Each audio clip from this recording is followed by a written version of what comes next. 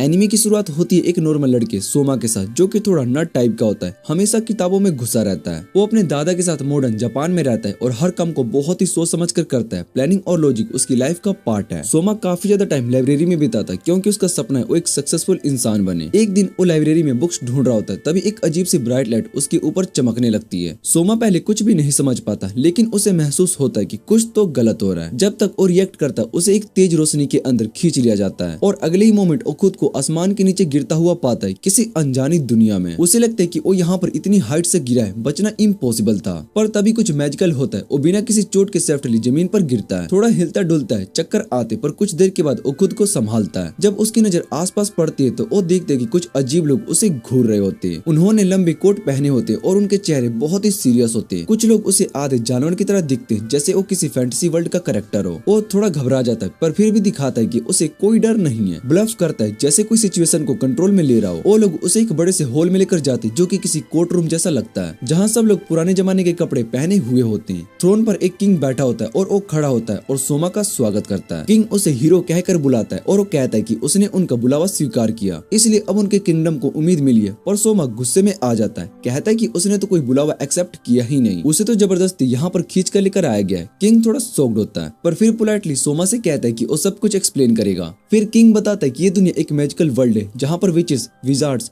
डवर्स, elf और night और dragon भी होते हैं। सब कुछ एक फैंटेसी ड्रीम जैसा लगता है, पर ये उन लोगों की सच्चाई है। कुछ समय पहले उनके कॉन्टिनेंट के नॉर्थ साइड में एक बड़ा सा वॉइड खुल गया था। उसके बाद वहां से डिमंस निकलने लगे, इतने ज्यादा कि गिनती भी मुश्किल हो गई। धीरे धीरे वो डिमंस हर जगह पर तबाही मचाने लगे। सभी किंगडम्स ने मिलकर उन सभी डिमंस के खिलाफ फाइट करनी शुरू की, लेकिन प्रॉब्लम ये थी कि डिमंस खत्म ही नहीं होते। जितने भी मारे जाए उतने ही और पैदा होते रहते हैं, लेकिन किंगडम के पास सोल्जर्स बहुत ही लिमिटेड है। वो लोग हर दिन और ज्यादा कमजोर होते जा रहे हैं। फाइनली किंग कहता है कि इसी वजह से उन्हें एक हीरो की जरूरत थी, कोई ऐसा जो सिचुएशन को संभाल सके। पर सोमा सीधा कह देता है कि वो किसी और के लिए अपनी जान नहीं देगा। कहने लगता है कि उसे यहाँ पर उसकी मर्जी के बिना लेकर आया गया और उसके साथ बहुत ही गलत हुआ है। ये सब सुनकर राजा को थोड़ा शर्मिंदा लगता है। उसके चेहरे पर गिल्टी साफ दिखाई दे रही होती है। तभी उसके मिनिस्टर्स में से एक आगे बढ़ता है और सिचुएशन को एक्सप्लेन करना शुरू करता है। वो कहता है कि उनके कॉन्टिनेंट के सबसे पावरफुल किंगडम केओस एम्पायर बार बार उनसे पैसे मांग रहा है और धमकी दी है कि अगर उन्होंने पैसा नहीं दिया तो वो सीधा ओपन वॉर छेड़ देगा। सोमा ये सब सुनकर और ज्यादा कंफ्यूज हो जाता है। वो मिनिस्टर से डायरेक्टली पूछता है कि इस सब के पीछे मैं कहां से आ गया। मिनिस्टर थोड़ा नीचे देखता है और धीरे से कहता है कि उन्होंने प्लान बनाया था कि एक हीरो को समन करने का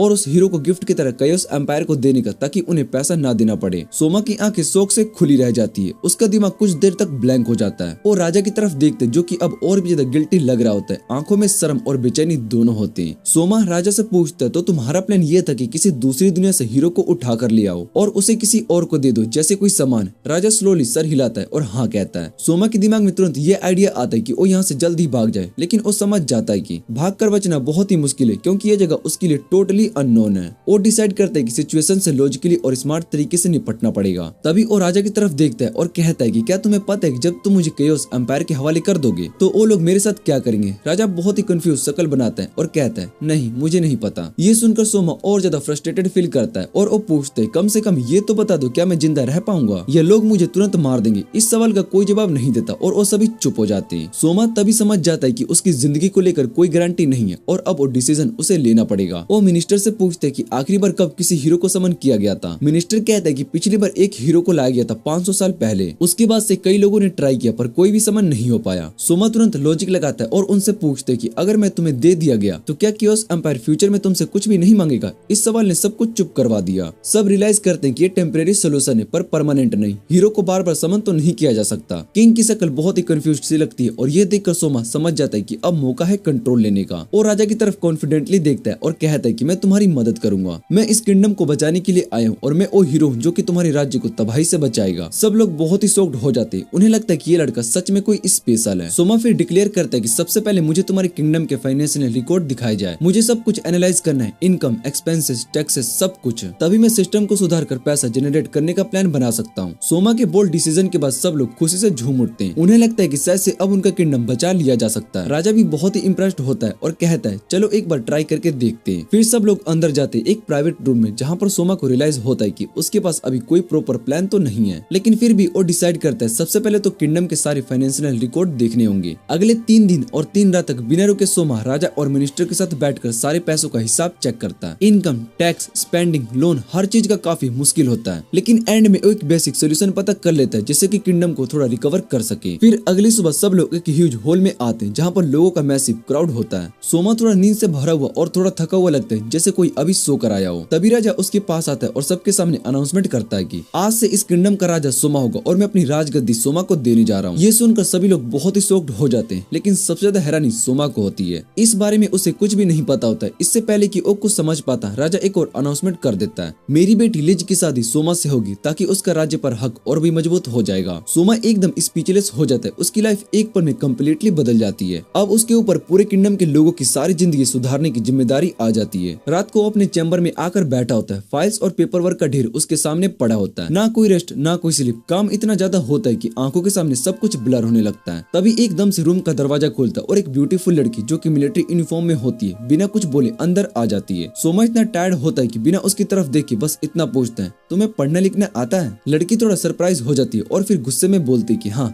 मैं हाईली एजुकेटेड हूँ। सोमा फिर बिना ऊपर देखे उससे कुछ बेसिक मैथ के बारे में पूछता है। जब लड़की उनका सही जवाब देती है तो वो कहता है ठीक है, पेपर वर्क में तुम मेरी मदद करो। तभी लड़की आगे बढ़कर कहती है, तुम जानते भी हो कि मैं कौन हूँ? मैं उस राजा की बेटी हूँ जिसे तुमने हटाया है। ये सुनकर सोमा फाइनली ऊपर देखता है और पूछता है कि अगर तुम प्रिंसेस हो तो मिलिट्री यूनिफॉर्म क्यों पहनी हुई हो? लिज एक्सप्लेन करती है कि उसे हमेशा से कॉम्बैट और फ्रंट लाइन बैटल में इंटरेस्ट था, इसलिए उसने मिलिट्री को ज्वाइन की ताकि वो सिर्फ ना राजकुमारी रहे बल्कि कुछ और भी कर सके। फिर वो सोमा से डायरेक्टली पूछती कि मेरे पिता ने ऐसे रियासत छोड़ दी, क्या तुमने उनके ऊपर प्रेशर डाला? सोमा थोड़ा थक कर बोलता है, नहीं, मुझे ये सब नहीं चाहिए था, मुझे तो बस यहाँ से बचकर निकलना है। लेकिन तुम्हारे पिता इतना ज्यादा इम्प्रेस्ड हो गए कि उन्होंने मुझे किंग बना दिया। वो उसे रिश्योर करते कि मैं ज्यादा समय तक यहाँ पर नहीं रहूंगा, बस 2 या 3 साल के लिए रहूंगा जब तक ये किंगडम फाइनेंशियली स्टेबल ना हो जाता। उसके बाद मैं वापस अपनी दुनिया में चला जाऊंगा। फिर वो उससे कहते हैं कि उसे एंगेजमेंट को लेकर टेंशन लेने की कोई जरूरत नहीं है, अगर वो चाहे तो कभी भी उससे रिश्ता तोड़ सकती है। लिज उसकी ये बात सुनकर काफी इंप्रेस हो जाती है और उससे थोड़ा अच्छे से बात करने लगती है। फिर वो लिज को बताता है कि वो ऑलरेडी पैसा इकट्ठा करने की कोशिश कर रहा है और उसने किंगडम के वैलेट में रखे बेकार की ज्वेलरीज और खजाने को बेच दिया, क्योंकि इस वक्त लोगों को खाना चाहिए, ना कि गहने जो कि सिर्फ ताले के अंदर बंद पड़े। ये सुनकर लिज थोड़ा घबरा जाती है और कहती है कि उनमें से काफी चीजें एशियंट आर्टिफैक्ट थी जो कि काफी रेयर और वैल्यूएबल थी। तभी एमसी उसे एक लिस्ट दिखाता है और बताता है कि उसने सिर्फ बेसिक गोल्ड और सिल्वर वाले ज्वेलरी ही बेचे, कोई भी नेशनल हेरिटेज या फिर डार्क मैजिक से जुड़ी चीजें नहीं बेची। ये सब देख कर लिज थोड़ी शांत हो जाती है और उससे पूछती कि उसके आगे की क्या प्लान है। तब वो कहता है कि वो कियोस किंगडम को पैसा भेजने का कोई भी प्लान नहीं बना रहा है, क्योंकि अभी उनके अपने किंगडम के लोग बहुत ही भूखे और उनको कुछ खिलाना बहुत ही जरूरी है। तभी लिज उसको सजेस्ट करते है कि वो पैसा डायरेक्टली कियोस एम्पायर को देने की वजह अपने मिलिट्री को स्ट्रॉन्ग करने का यूज करे। सोमा थोड़ा सोचता है और उससे लगता है कि लिज सही कह रही है, अगर हम उन्हें पैसा देते रहे तो वो हर बार हमसे मांगेंगे, लेकिन अगर हम अपनी मिलिट्री में इन्वेस्ट करें तो हम उनके सामने खड़े हो सकते हैं और अपनी पोजीशन वापस ले सकते हैं। धीरे धीरे सोमा को ये दुनिया समझ में आने लगती है। फिर वो पूरे किंगडम का टूर करता है जहाँ पर उसे काफी सारी छुपी हुई चीजें पता चलती है जो कि उससे पहले कभी नोटिस नहीं की थी। दूर से देखने पर यह किंगडम एक पुराने जमाने जैसा लगता है जहाँ पर कोई भी मॉडर्न टेक्नोलॉजी या फिर टूल्स यूज नहीं हो रहे होते हैं, लेकिन अगर ध्यान से देखा जाए तो पता चलता है कि यहाँ पर कोई मॉडर्न चीजें छुपी हुई फॉर्म में ऑलरेडी मौजूद है, जैसे कि लाइट बल्ब जो कि एक मॉडर्न इन्वेंशन और रोशनी के प्रॉब्लम को सॉल्व कर सकता है। लेकिन इस दुनिया में ना तो इलेक्ट्रिसिटी है और ना ही बल्ब, फिर भी हर स्ट्रीट में लैंप लगे हुए होते हैं और रात में हर जगह रोशनी होता है। ये सब इसलिए पॉसिबल होता है क्योंकि इस कॉन्टिनेंट के लोग मैजिक का यूज कर सकते हैं। वो लोग बिना किसी मशीन के लाइट, हीट और पानी क्रिएट कर सकते हैं, जो कि काफी काम होता है। फिर एक प्रीस्ट उसे ले जाता है और कहता है कि अपना हाथ उस अजीब से स्टैचू पर रखो, अगर तुम्हारे अंदर मैजिक की इन्फिनिटी हुई तो तुम्हें पता चल जाएगा। जैसे ही वो अपना हाथ उस मूर्ति पर रखता है उसका दिमाग रियलिटी से हट जाता है और उसके सामने खाली जगह में कई चमकदार लाइट स्पॉट्स दिखने लगते हैं। पहले तो उसे लगता है कि शायद से उसने LSD ले ली, लेकिन तुरंत उसे याद आता है कि ऐसा कुछ भी नहीं किया। तभी उसे समझ में आता है कि ये सब मैजिक का असर है। जब वो वापस आता है तो प्रीस्ट उसे बताता है कि हाँ, उसमें मैजिक एफिनिटी है और उसे थोड़ा प्रैक्टिस करनी चाहिए जिससे कि उसकी मैजिक और स्ट्रॉन्ग हो सके। फिर वो अपने चैम्बर में वापस चला जाता है जहाँ पर उसने कुछ लोगों को हायर किया होता है जो कि पढ़ लिख सकते हैं ताकि पेपर वर्क में मदद कर सके, और खुद भी चेयर पर बैठ जाता है और काम शुरू करने से पहले थोड़ा मैजिक के साथ खेलता है। वो अपना कॉन्फिडेंस 3 पेन में ट्रांसफर करता है और तुरंत वो तीनों पेन खुद ब खुद काम करने लगती है। जब वो चौथी पेन पर ट्राई करता है तो काम नहीं करती। तब उसे समझ में आता है कि अभी उसका लिमिट 3 ऑब्जेक्ट तक ही है। जब वो काम कर रहा होता है तभी लिज चैम्बर में आती है उसे देखने के लिए और ये देखकर काफी सरप्राइज हो जाती है कि पेन खुद ब खुद लिख रहे हैं। वो उससे पूछती कि ये किस टाइप का मैजिक है, क्योंकि उसने पहले कभी भी ऐसा मैजिक नहीं देखा। सोमा कहता है कि उसने ये अभी अभी बनाया। लिज तुरंत मान लेती, लेकिन कुछ और पूछने से पहले सोमा उसके सामने पेपर वर्क का एक बड़ा सा स्टैक रख देता है और कहता है कि अब काम पर ध्यान दो। फिर सब मिलकर लंबे समय तक पेपर वर्क में बिजी रहते हैं। काफी देर के बाद जब सोमा अपनी थकी हुई आंखों से देखता है तो उसे पता चलता है कि सब लोग थकान से सो चुके हैं। वो धीरे से लिज के पास आता है जो कि कोच के पास सो रही होती है। थोड़ी देर वो उसे देखता है और प्यार से उसके बाल को हटा देता है, लेकिन लिज ऐसे लोगों की आदत से डरी होती है। वो तुरंत उठ जाती है और गुस्से से पूछती है कि वो क्या कर रहा था। सोमा कामली कहता है कि वो बस देखने के लिए आया था कि क्या वो सो रही या फिर नहीं,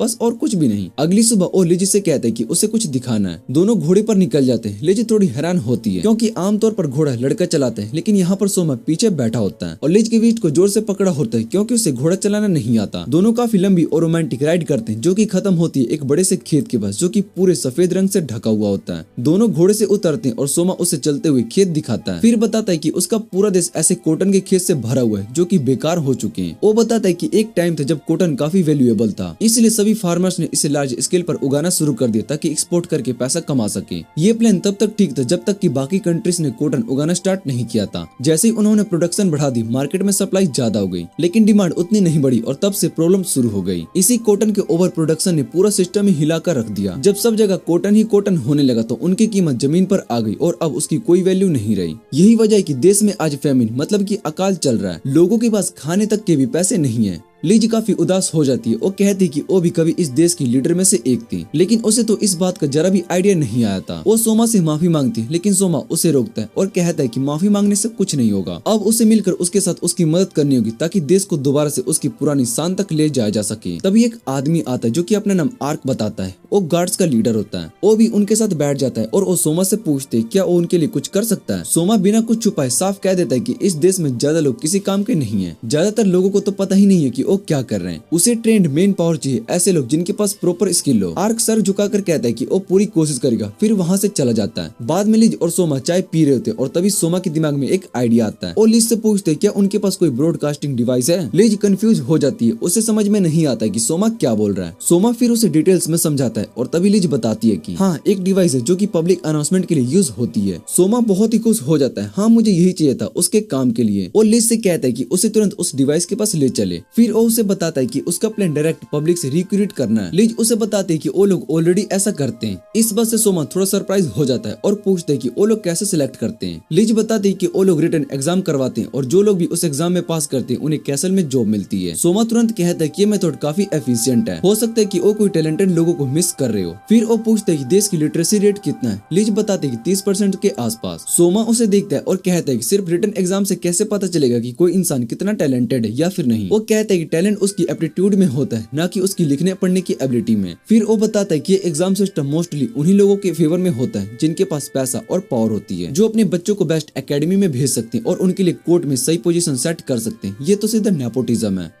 अगले दिन जब लिज को ये बात पता चलती है तो वो बहुत ही शॉक्ड हो जाती है। वो तुरंत सोमा से पूछती है तुम ये सब करके क्या प्रूफ करना चाहते हो। सोमा बस हल्का सा मुस्कुराता है और कहता है वक्त आने पर सब कुछ पता चल जाएगा। अगले दिन सोमा एक बड़ी ब्रॉडकास्टिंग डिवाइस के सामने खड़ा होता है। उसके साथ लिज भी होती है और पूरा किंगडम उसकी बात सुन रहा होता है। सोमा अपनी आवाज में एक नई एनर्जी के साथ अनाउंस करता है मैं आज तुम सभी को एक ऐसा मौका देने के लिए जा रहा हूँ जो कि तुम्हारी जिंदगी को बदल के रख सकता है। उसकी बातों ने पूरे देश का ध्यान खींच लिया होता है। सोमा बोलता है मैं तुम्हें एक ओपन राउंड अनाउंस करता हूँ, अगर तुम्हारे पास कोई भी खास स्किल है, कोई टैलेंट या फिर कोई छिपी चिंगारी जो कि किसी के भी काम आ सकती तो उसमें से हिस्सा ले सकते हो। ना तुम्हारा पैसा मैटर करता और ना ही तुम्हारा बैकग्राउंड, सिर्फ तुम्हारी क्षमता और जज्बा और तुम्हारी मेहनत का मतलब है। अगले दिन किंगडम के सबसे बड़े हॉल में लोग इकट्ठा होते हैं। सोमा अपने रियल थ्रोन पर बैठा होता है और उसके पास लिज भी होती है और सिलेक्शन प्रोसेस स्टार्ट होता है। आर्क सबका इंट्रोडक्शन करता है और सब लोग किंग के सामने झुक जाते हैं, बस एक को छोड़कर एक लंबी सी डार्क स्किन लड़की जिसका नाम आयशा होता है। वो झुकती नहीं। आर्क गुस्से में बोलता है कि तुम झुक क्यों नहीं रही हो, ये किंग के सामने बहुत ही बदतमीजी की बात हो जाएगी। लेकिन आयशा डायरेक्टली उससे बोलती कि मैं एक वॉरियर एल्फ क्लैन से हूँ, हम सिर्फ उसी के सामने झुकते हैं जिसे हम अपना सब कुछ समझते हैं। आर्क और गुस्से में आता है पर सोमा हाथ उठाकर उसे रोक देता है। लेट इट गो वो कहता है और तुरंत अपने स्पेशल मैजिक एक्टिवेट करता है। उस मैजिक से वो आयशा के क्लैन के बारे में सब कुछ जान जाता है। वॉरियर एल्फ्स एक ऐसा ट्राइब जो कि अपनी फाइटिंग स्किल के लिए पूरी दुनिया में मशहूर है। उसकी ब्रेवरी और लॉयल्टी बहुत ही लेजेंडरी होती है। आयशा कहती है कि मैं अपने क्लैन की बेस्ट वॉरियर में से एक हूँ, और फिर वो सोमा से पूछती है क्या तुम मेरी मदद कर सकते हो। सोमा थोड़ा कंफ्यूज हो जाता है, मदद किस बात की। आयशा बताती है कि उनका ब्लेस्ड फॉरेस्ट जहाँ पर वो सब रहते हैं आजकल बिना किसी रीजन के मर रहा है, पता नहीं क्यों, लेकिन सब कुछ ड्राई होता जा रहा है, ट्री गिरते जा रहे हैं और जंगल की लाइफ खत्म होती जा रही है। आयशा कहती है कि हम अपने फॉरेस्ट का पूरा ध्यान रखते पर फिर भी वो हर दिन कमजोर होता जा रहा है। उसने सुना था कि सोमा एक इंटेलिजेंट और समझदार राजा है, इसलिए उससे हेल्प मांगने आई थी। सोमा थोड़ा सोचता है और पूछते तुम लोग फॉरेस्ट को थिन करते हो क्या। आयशा बहुत ही कंफ्यूज होती है, थिन ये क्या होता है। सोमा समझाता है कि कभी कभी जब फॉरेस्ट अपने आप ग्रो करता है तो बड़े बड़े ट्री पूरा सनलाइट खा जाते, नीचे छोटे प्लांट्स को धूप नहीं मिलती और वो मर जाते। फॉरेस्ट अंदर से बहुत ही खोखला हो जाता है लेकिन ऊपर से सब कुछ ठीक लगता है। आयशा बहुत ही शॉक्ड हो जाती है। सोमा उससे कहता है कि तुम्हारे जंगल को शायद हेल्प चाहिए और अगर तुम चाहो तो मैं तुम्हारे साथ मिलकर इसे बचा सकता हूँ। सोमा ने आयशा को समझाया था कि जंगल को हेल्दी रखने के लिए सिर्फ उसे प्रोटेक्ट करना ही काफी नहीं होता, कभी कभी पुराने पेड़ भी गिर जाते हैं और अगर जंगल की ग्रोथ कंट्रोल ना हो तो जमीन धंस सकती, इरोशन हो सकता है और पूरा इकोसिस्टम ही टूट सकता है। और तभी आयशा बिना कुछ कहे जोर से झुक जाती है और पूरे हॉल में एकदम साइलेंस छा जाता है। वो बोलती है मैं अपनी जान, मैं अपना सम्मान सब कुछ आपके नाम करती हूँ मेरे राजा सोमा। आज से मैं सिर्फ आपके लिए झुकूंगी और जरूरत पड़ी तो आपके लिए मर भी जाऊंगी। मुझे अपना बॉडीगार्ड बना लीजिए और हमारे जंगल को बचा लीजिए। सोमा उसकी आंखों में देखता है और धीरे से हाँ कह देता है, तुम्हारी लॉयल्टी मुझे बहुत ही कबूल है। आयशा बहुत ही खुश हो जाती है और कोर्ट के लोग इस नए रिश्ते को रिस्पेक्ट के साथ देखते हैं। लेकिन उसके तुरंत बाद अगला कैंडिडेट सामने आ जाता है, एक खूबसूरत से लड़की जिसका नाम जुआ होता है। जुआ एक बहुत ही लॉयल मेड है और सिर्फ मेड ही नहीं बल्कि किंगडम की सबसे खूबसूरत बेस्ट सिंगर भी है। मिनिस्टर कहते हैं कि उन मेडस की लीनी एज से जिन्हें कभी सुंदर परी कहते थे। इनकी आवाज इतनी मधुर होती थी कि ये लोग शिप्स को कंफ्यूज कर देती थी और पूरी तरीके से फीट्स को बर्बाद कर देती थी। सोमा सुनकर हैरान हो जाता है, अगर ये सच है तो इसका सिंगिंग टैलेंट इसके खून में ही होगा। और जुआ को सामने बुलाता है और कहता है क्या तुम हमारे सामने एक गाना गा सकती हो। जुआ आराम से कहती है हाँ, लेकिन मेरे ज्यादातर गाना उदासी से भरे होते हैं। सोमा थोड़ा सोचता है और फिर कहता है अगर मैं तुम्हें कोई नया गाना सुनाऊंगा तो क्या तुम एक बार सुनकर उसको याद कर सकती हो। जुआ बस मुस्कुराती है, मुझे एक बार सुनना ही काफी होता है। सोमा अपना फोन निकालता है और सब लोग बहुत ही हैरान हो जाते हैं क्योंकि उन्होंने कभी भी ऐसी चीज देखी नहीं होती है। सोमा एक ईयरफोन उसके कान में लगाता है और गाना प्ले करता है। जुआ ध्यान से सुनती है और फिर धीरे से अपना सर हिलाती है, वाइब पास हो गया वो कहती है। फिर वो सबके सामने खड़ी होती है, आंखें बंद करती है और गाना शुरू कर देती है। उसकी आवाज में जादू था, पूरा हॉल एकदम शांत हो गया, सब उसकी आवाज में खो गए। जब गाना खत्म हुआ तो कोर्ट पूरी तालियों से गूंज उठा। सोमा बहुत ही इम्प्रेस्ड होता है, तुमने एक बार में गाना याद किया और उस परफेक्शन के साथ गाया, दैट्स अमेजिंग। लेकिन अब जो बंदा आता है उसे देखकर सब लोग बहुत ही कंफ्यूज हो जाते हैं। एक मोटा सा आदमी जो कि काफी नर्वस लग रहा होता है और वो पसीने में भीगा होता है, उसका नाम होता है पोंचो। वो आगे आता है और ठोकर खा कर गिर जाता है। लोग हंसते हैं लेकिन वो चुपचाप उठता है और कहता है मैं एक ग्लूटोन हूँ, मैं खाना खाना बहुत ही पसंद करता हूँ और मैं इस किंगडम का लगभग हर डिश को ट्राई कर चुका हूँ।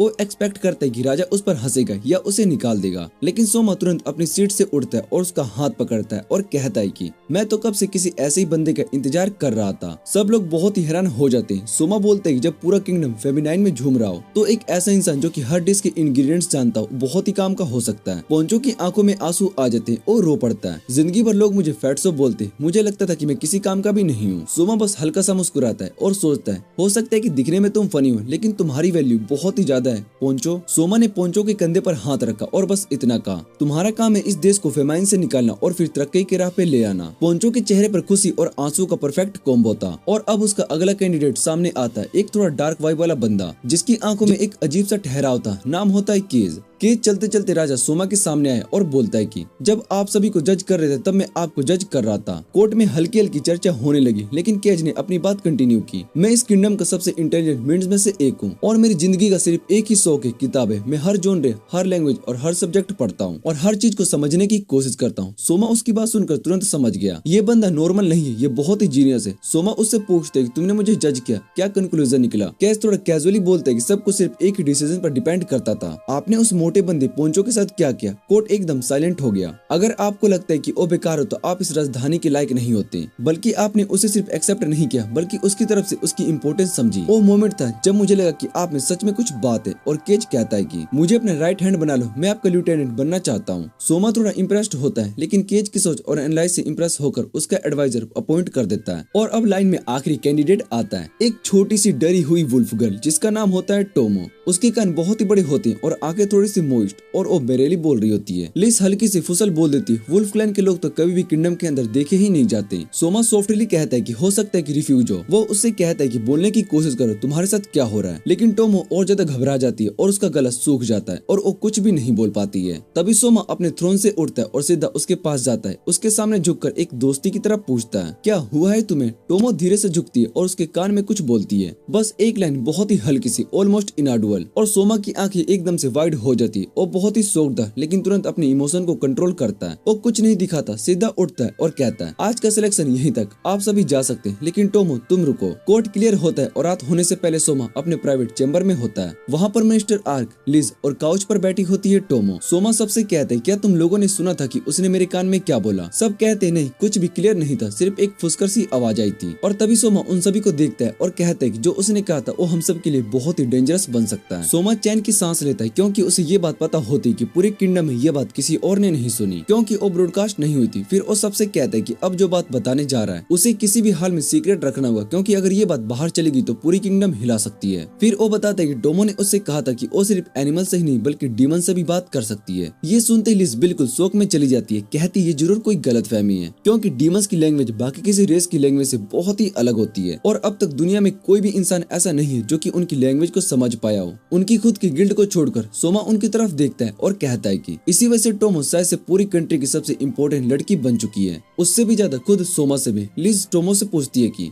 उसने कैसे सीखा कि वो डीमंस की लैंग्वेज समझ सकती है। टोमो बताती है कि कुछ टाइम पहले जब वो जंगल में घूम रही थी तब उसने अचानक कुछ आवाजें सुनाई दी। जब वो चेक करने के लिए गई तो उसने देखा कि एक छोटी हाइट का डीमन जिसका चेहरा एकदम कुत्ते जैसा था उसकी तरफ देख रहा था। टोमो घबराकर जोर जोर से चिल्लाने लगी, लेकिन तभी डीमन ने अपनी लैंग्वेज में उससे चिल्लाने से मना किया। और हैरानी की बात ये थी कि टोमो ने उसकी बात समझ ली और वो तुरंत चुप हो गई और डरी हुई थी। डीमन भी सरप्राइज हो गया और उसने टोमो से पूछा कि तुम मेरी बात समझ सकती हो। टोमो ने हाँ कहा और तभी वहाँ पर कुछ और आवाजें आने लगती है और डीमन उससे कहता है कि तुरंत भाग जाओ, वरना अगर दूसरे डीमन ने तुम्हें देख लिया तो वो तुम्हें मार डालेंगे। उसके बाद टोमो तुरंत वहाँ से भाग गई और उसके बाद कभी भी डीमन से नहीं मिली। लिज सोमा की तरफ देखती है और उससे पूछती क्या वो डीमन के साथ कोई कॉम्प्रोमाइज का प्लान बना रहा है क्या, क्योंकि ये ऑलमोस्ट इम्पॉसिबल है। डीमंस ने अब तक कितने ही ह्यूमन को मार डाला है। और सोमा तुरंत कहता है कि ह्यूमंस ने भी तो काउंटलेस डीमन को मारा है। वो कहता है कि हो सकता है कि पूरी वॉर ही एक मिसअंडरस्टैंडिंग हो, बस इसलिए क्योंकि दोनों तरफ से एक दूसरे की बात समझ नहीं पाए। लिज थोड़ा सोचती है और उसे लगता है कि हो सकता है कि सोमा सही हो। सोमा आर्क को कहता है कि टोमो को तुरंत रॉयल लेवल की सिक्योरिटी दी जाए और इंश्योर किया जाए कि वो हमेशा सेफ रहे। पर मिनिस्टर कहता है कि एक गरीब लड़की जैसे कि टोमो के आसपास रॉयल गार्ड्स दिखेंगे तो सब लोग उस पर ध्यान देना शुरू कर देंगे और ये बात ज्यादा बढ़ सकती है। सोमा सोचता है और उसे लगता है कि मिनिस्टर की बात सही है। तभी मिनिस्टर एक सजेशन देता है। वो कहता है कि अगर टोमो को लीगली अडॉप्ट कर लिया जाए तो ये प्रॉब्लम सोल्व हो सकती है। पर तुरंत ही मिनिस्टर को याद आता है कि अडॉप्टेशन के लिए सोमा को पहले शादी करनी होगी। सोमा एक आइडिया देता है। वो कहता है कि अगर लिज के फादर टोमो को अडॉप्ट कर ले तो टोमो के आस पर रॉयल सिक्योरिटी होना बिल्कुल नॉर्मल लगेगा। पर टोमो उनकी बात बीच में ही काट देती है। वो कहती है कि मेरे मम्मी पापा अभी रिफ्यूज कैंप में ही रहते और मैं उन्हें छोड़कर कहीं भी नहीं जाने वाली हूँ। ये सुनकर सोमा हल्का सा मुस्कुराता है और कहते हैं कि जब एडॉप्शन हो जाएगा तब तुम्हारी मम्मी पापा भी राजा के रिश्तेदार बन जाएंगे और वो लोग भी यहाँ पर महल में शिफ्ट हो सकते हैं। टोमो खुशी से चीख पड़ती है और दोनों हाथों से अपना मुंह छिपाकर कहती है, आप लोगों ने मेरे लिए इतना सब कुछ किया, थैंक यू। थोड़ी देर के बाद जब सोमा लिज के रूम में आराम कर रहा होता है तब सोल्जर्स आकर बताता है कि पोंचो अपने मिशन से वापस आ गया। सोमा और लिज तुरंत उससे मिलने के लिए निकल पड़ते हैं। सब लोग बैठे होते हैं और पोंचो सबसे पहले सोमा का शुक्रिया अदा करता है। उसने उसे रॉयल वन दिया जिसकी वजह से उसका ट्रेवल बहुत ही फास्ट और इजी हो गया। लेकिन जब पोंचो अपना लाया हुआ सबके सामने रखता है तो सब लोग बहुत ही शौक हो जाते हैं। वो डिश एक स्लाइम मोस्टर होती है। सबका चेहरा बहुत ही बिगड़ जाता है और पोंचो अप्रोन पहनता है और स्लाइम को टेबल पर फैलाता है और उसे नूडल जैसे पतले स्लाइसेस में काट देता है। फिर वो उसे पानी में डालकर सल्ट में बॉईल करता है और थोड़ी वेजिटेबल और स्टोक भी मिला देता है। जब फाइनल डिश तैयार होती है तो देखने में कोई भी पसंद नहीं आती, पर सोमा कहता है कि ये डिश तो बिल्कुल उसके वर्ल्ड के रेमन जैसा लग रही है। वो एक चम्मच उठाता है, टेस्ट करता है और बहुत ही शौक हो जाता है। टेस्ट बिल्कुल भी रेमन जैसा ही होता है। सोमा खुशी खुशी शुरू करता है और धीरे धीरे सब लोग भी ट्राई करते हैं और सबको वो डिश बहुत ही पसंद आने लगती है। ब्रॉडकास्ट वहीं पर खत्म होती है और उसका रिजल्ट बहुत ही अमेजिंग होता है। पूरे शहर के रेस्टोरेंट्स उस डिश को बनाना शुरू कर देते हैं। कुछ लोग नए आइडियाज मिलाकर नए डिशेस भी बनाने लगते हैं। थोड़ी देर के बाद एक गार्ड थ्रोन रूम में आता है और कहता है कि प्राइम मिनिस्टर मिलना चाहते हैं। सोमा तुरंत कोर्ट रूम में जाता है और वहाँ पर वो देखते है कि प्राइम मिनिस्टर और कोज उसके सामने झुके हुए हैं। सोमा कहता है कि खड़े हो जाओ, जो कहना है कह दो। प्राइम मिनिस्टर कहता है कि उसे लगता है कि अब समय आ गया कि वो फॉर्मर किंग की तरह अपना पद छोड़ दे ताकि नए लोग नए तरीके से प्रॉब्लम को सोल्व सॉल्व कर सके। वो कहता है कि ओल्ड स्कूल मेथड्स अब काम नहीं आ रहे और नए ब्लड को मौका देना चाहिए। सोमा ये सुनकर काफी सरप्राइज होता है। वो पूछता है कि आपके जाने के बाद प्राइम मिनिस्टर कौन बनेगा? हमें कोई ऐसा चाहिए जो कि आप जितना स्मार्ट और वाइस हो। मिनिस्टर मुस्कुराता है और कहता है कि मुझे कोई टेंशन नहीं है, मैंने केज को अपना अप्रेंटिस बनाकर रखा है और मुझे पूरा भरोसा है कि वो इस पद के लायक है। सोमा केज की तरफ देखता है और उसके चेहरे पर एक कॉन्फिडेंट एक्सप्रेशन देखकर उसे लगता है कि शायद सच में केज ही पद के लिए बहुत ही बेस्ट चॉइस है। वो प्राइम मिनिस्टर का रेजिग्नेशन एक्सेप्ट कर लेता है और केज को नए प्राइम मिनिस्टर के रूप में अपॉइंट कर देता है। केज हल्का सा झुककर सोमा का शुक्रिया अदा करता है और फिर उससे कहता है कि आप पूरा दिन रेस्ट कीजिए, आप लगातार काम कर रहे हैं, अगर ऐसा ही चलता रहा तो आप थक जाएंगे और उसका असर दूसरों पर भी पड़ेगा। सोमा पहले बहुत ही हेजिटेट होता है, उसके मन में काम की चिंता होती है, लेकिन केज उसे कॉन्फिडेंटली कहता है कि आज का काम मैं देख लूंगा, आप बस आराम कीजिए। अगले दिन सोमा केज की सलाह को मान लेता है और लिज के साथ एक छोटी सी डेट प्लान करता है और आयशा उसकी सिक्योरिटी के लिए उसके साथ होती है। लिज पहले तो सरप्राइज होती है और वो पूछती है तुम ठीक हो, तुमने कभी ब्रेक नहीं लिया? सोमा मुस्कुराता है और कहता है कि सब कुछ ठीक है, बस थोड़ा रिलैक्स करना चाहता हूँ। लिज थोड़ा सोचती है और फिर कहती है कि हम किंग और क्वीन बनकर बाहर जा सकते हैं और तभी वो एक मिलिट्री स्कूल यूनिफॉर्म निकालती है और एक सोमा को देती है और एक खुद पहन लेती है। दोनों सिंपल स्टूडेंट्स बन जाते हैं। आयशा को बॉडीगार्ड बनाकर वो लोग शहर के अंदर घुस जाते हैं। कुछ देर घूमने के बाद वो सभी डिसाइड करते हैं कि जुआ के कैफे में चलते हैं। वहाँ पर वो एक कॉर्नर वाले बाथ में बैठ जाते हैं, स्नैक्स ऑर्डर करते हैं और रिलैक्स्ड फील करते हुए देश के हालात के बारे में बात करते हैं। तभी उनके बगल वाले टेबल से थोड़ा तेज झगड़ा सुनाई देता है। वहाँ पर एक फोक्स गर्ल और एक लाल बाल वाला लड़का बैठकर आर्ग्यू कर रहे होते हैं। दोनों की आवाज इतनी ज्यादा होती है कि सोमा उनका पूरा कन्वर्सेशन सुन लेता है। फोक्स गर्ल का नाम होता है किड और लड़के का नाम होता है हाल। हाल गुस्से में कहता है कि मैं नए किंग पर भरोसा नहीं करता हूँ, वो तो खुद इतना यंग है, उसे क्या समझे पॉलिटिक्स और बैटलफील्ड के बारे में। काइड उसे तुरंत रोकती है और बोलती है चुप रहो हाल, नया किंग बहुत ही इंटेलिजेंट है, स्ट्रेटेजिक है और अब तक बहुत ही अच्छा काम कर रहा है। हाल जिसके अंदर जवानी का जोश भरा होता है वो कहता है कि मुझे तो बस बैटलफील्ड चाहिए, मैं अपने आप को साबित करना चाहता हूँ। फिर वो कहता है कि मैं ड्यूक ऑफ कार्मेन आर्मी में शामिल होने जा रहा हूँ। काइड शौक हो जाती है और गुस्से में कहती है कि ऐसा कभी मत करना, ड्यूक ऑफ कार्मेन तो खुलेआम राजा के खिलाफ बगावत कर रहा है। पर हाल चीख कर कहता है कि मुझे जो सही लगेगा, पर हाल चीख कर कहता है जो मुझे सही लगेगा मैं वही करूंगा, मुझे नहीं लगता कि ये किंग किसी भी चीज के लायक है। अब सोमा से ये सुनकर रहा नहीं जाता है, वो आकर सीधा पूछ लेता है हॉल से कि तुझे क्या प्रॉब्लम है न्यू किंग से। हाल उसकी तरफ देखता है और गुस्से में बोलता है तू है कौन। लेकिन जैसे ही काइड उसे देखती है वो थोड़ा कंफ्यूज हो जाती है। जैसे उसने सोमा को पहले देखा हो, फिर सब लोग एक दूसरे टेबल पर बैठकर और बातचीत शुरू हो जाती है। हाल फिर से एटीट्यूड में आकर सोमा से उलझने लगता है, लेकिन आयशा उसको तुरंत पकड़ लेती है, उसे ट्विस्ट कर देती है और फिर उसके मुंह अपने हाथों से दबा लेती है। तभी सोमा उससे कहता है छोड़ दो उसे, इतना काफी है। लोकेट साइड में खड़ा सब कुछ देख रहा होता है और थोड़ा डर भी जाता है हाल को कोई चोट ना आ जाए। अब सोमा सीरियस हो जाता है और हाल की तरफ देखकर कहता है अब भी नहीं पहचाना मुझे। हाल तुरंत समझ जाता है कि सामने जो खड़ा है वो खुद किंग सोमा है। उसकी आवाज का टोन और बदल जाता है। सोमा उससे पूछते तुम ड्यूक ऑफ शेरमैन के पास क्यों जाना चाहते हो, लेकिन हाल कुछ भी नहीं बोल पाता है, शायद डर की वजह से बहुत ही चुप रहता है। सोमा उसे कामली कहता है कि मैं तुम्हें रोकूंगा नहीं, अगर तुम वहाँ पर जाना चाहते हो तो जाओ, किसी को फोर्स नहीं किया जा सकता और हर किसी को डिसीजन अपना खुद लेना पड़ता है। लेकिन यहाँ पर सोमा एक माइंड गेम खेलता है, वो हाल और काइड के बीच के कनेक्शन को भी अच्छी तरह से समझ चुका होता है। सोमा उससे कहता है सोच लो, अगर तुमने दूसरी साइड चूज की तो तुम्हें काइड के अगेंस्ट लड़ना पड़ेगा और अगर तुम डायरेक्ट उससे नहीं लड़ोगे तो कोई और जरूर लड़ेगा और अगर उस बैटल में काइड को चोट लगी तो तुम उससे बचा भी नहीं पाओगे, तुम्हारे अपने लोग तुम्हें बचाने नहीं देंगे चाहे वो मर भी रही हो। ये बात सुनकर हॉल शोक में आ जाता है, काफी देर तक चुप रहता है, फिर फाइनली डिसाइड करता है कि वो सोमा और काइड के अगेंस्ट नहीं लड़ेगा। सोमा इस बात से खुश होता है और उसका शुक्रिया अदा कहकर वहाँ से चला जाता है। अगली सुबह सोमा लिज के साथ चाय पर बैठा होता है, वो उसे बताता है कि अब अपनी डार्क मैजिक से काफी अच्छा हो गया है, अब वो एक साथ 4 इनएनिमेट ऑब्जेक्ट को कंट्रोल कर सकता है। लेकिन उसके कुछ बोलने से पहले एक मैसेज आता है। कोर्ट रूम में उसे बुलाया गया होता है क्योंकि प्रेस्टीजियस मांगना हाउस का हेड उसे मिलने आया होता है। सोमा तुरंत कोर्ट रूम की तरफ चला जाता है और वहाँ पर जाकर देखते है कि हाल वहाँ पर ऑलरेडी है। उसके चेहरे पर कई चोटों के निशान होते हैं। गला और काइड भी वहाँ पर मौजूद होते हैं और दोनों अपने सिर झुकाए होते हैं। सोमा अपने थ्रोन पर बैठता है और गला तुरंत उससे माफी मांगता है। वो कहता है कि मुझे नहीं पता कि हाल ने ऐसी बातें कही, मुझे तो ये सब काइड ने बताया। थोड़ी देर के बाद गला सोमा के पास आता है और उससे कहता है कि उसने अपने बेटे हाल को अच्छे से समझा दिया है और रिक्वेस्ट करता है कि सोमा उस पर ज्यादा स्ट्रिक्ट एक्शन ना ले। साथ ही वो ये भी प्रॉमिस करता है कि महंगा फैमिली हमेशा सोमा के साथ खड़ी रहेगी चाहे कुछ भी हो जाए। सोमा उसका शुक्रिया अदा करता है और वो कहता है कि हाल को पनिश करने का कोई इरादा नहीं था और वैसे भी जितनी डांट गला ने उसे दी वो काफी है। फिर सोमा गला को बताता है कि वो काइड को अपनी रॉयल गार्ड का एक मेन मेज बनाने जा रहा है और हाल को भी अपनी रॉयल आर्मी में एक ऑफिसर की पोजीशन दे रहा है ताकि दोनों एक साथ रह सके और एक दूसरे का सपोर्ट कर सके। कुछ दिन के बाद फाइनली सारा पेपर वर्क खत्म हो जाता है और जो थोड़ा बहुत काम बचा होता है उसके लिए सोमा अपनी डार्क मैजिक का यूज कर लेता है। अब एक्स्ट्रा मैन पावर की जरूरत नहीं पड़ती। इसके बाद सोमा एक मीटिंग बुलाता है उन सभी लोगों के साथ जो कि पेपर वर्क में काफी टाइम से काम कर रहे थे। जब सब लोग इकट्ठे हो जाते तो सोमा एक जबरदस्त स्पीच देता है। वो कहता है कि तुम लोग इस किंगडम का असली खजाना हो, तुम्हारी वजह से ही मैं अपना पूरा प्रोजेक्ट स्टार्ट कर पाऊंगा जो इस देश की फ्यूचर को सेफ रखेगा और फूड शॉर्टेज जैसे बड़े प्रॉब्लम का सोल्यूशन भी निकाल सकता है। उसके बाद वो उन सभी को एक पूरे हफ्ते की छुट्टी दे देता है और उनके अमेजिंग काम के लिए वो कहता है कि मैं तुम सभी को एक्स्ट्रा पैसा देना चाहता हूँ, लेकिन फिलहाल किंगडम के पास उतने फंड्स नहीं है, इसलिए उनकी जगह पर तुम सभी लोग रॉयल वाइन सेलर में जाओ। वहाँ के सबसे बेहतरीन विंटेज वाइन तुम्हारे लिए है। एक एक बोतल उठाओ और जो मन करे वो करो, चाहे बेच दो या फिर उसको पी लो। ये सुनकर सभी लोग खुशी से झूम उठते हैं और सोमा के थैंक यू बोलते ही तुरंत सभी लोग वहाँ से सेलर की तरफ दौड़ पड़ते हैं। तभी लिज थोड़ा सीरियस हो जाती है और सोमा से पूछती है कि क्या ये सही डिसीजन था उन सभी को छुट्टी देने का? अभी भी काफी सारा काम बचा हुआ है। सोमा स्माइल करता है और कहता है थोड़ा रिलैक्स करो लिज, काम तो सही स्पीड में चल रहा है। फिर वो उससे अपना नया प्लान बताता है। वो कहता है कि उसका प्लान है एक कोस्टल विलेज में एक नया पोर्ट बनवाने का जहाँ पर किंगडम के लोग ट्रेड ग्रो कर सके। वही विलेज अब एक ट्रेडिंग टाउन बन जाएगा जहाँ लोगों को नए जॉब्स मिलेंगे। वो ये भी बताता है कि किसी भी फॉरेन शिप को वहाँ पर आकर ट्रेड करने के लिए टैक्स और टोल चार्ज देने पड़ेंगे। इससे इलीगल ट्रेडिंग काफी हद तक कम हो जाएगी और अगर कोई भी शिप वहाँ पर फूड क्रॉप्स को बचाने के लिए आएगी तो उन्हें बहुत ही ज्यादा लो टैक्स लगेगा। इससे देश में चल रही फूड शॉर्टेज प्रॉब्लम भी सॉल्व हो सकती है। सोमा लिज को समझाता है कि सब कुछ डिमांड और सप्लाई पर डिपेंड करता है और इस वक्त सबसे ज्यादा डिमांड है फूड की। अगले दिन सोमा, लिज और आयशा उस छोटी सी विलेज में पहुंचते हैं जहाँ पोर्ट का कंस्ट्रक्शन शुरू करना था। आर्क पहले वहाँ पर होता है। उसने सबके लिए टेंट्स भी लगवा दिए होते हैं। जैसे ही सोमा आता है आर्क उनका वेलकम करता है। सोमा उससे पूछता है कि कोई दिक्कत तो नहीं है अभी तक।